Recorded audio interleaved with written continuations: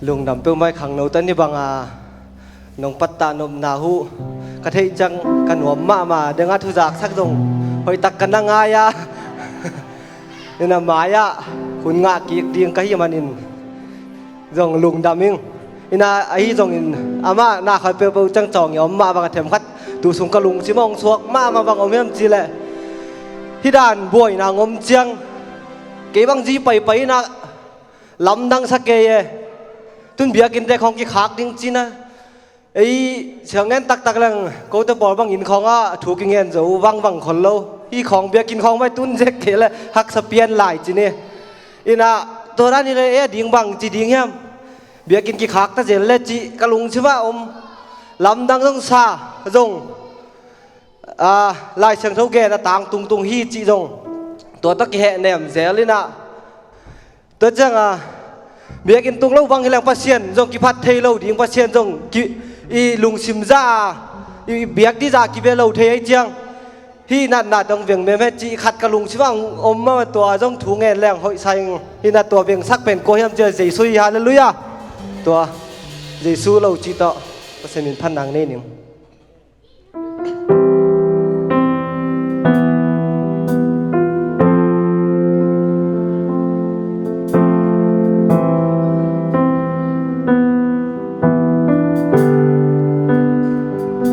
sim ka nun tang na tui pitung kwal sim bangin tui hol pi tele hui pi te in hong dok se la nun na tui pi ki lokin te bo pi tung ting hi ta la met pe in lung kya in ka lai ta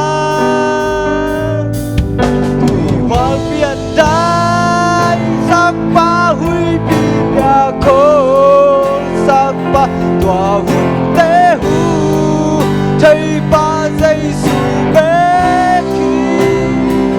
sẽ ta tuy wal pi lao na hui pi te le đã na mei pi thêm sắc giây su lâu qua bên toàn tim ca như siêu ca tang na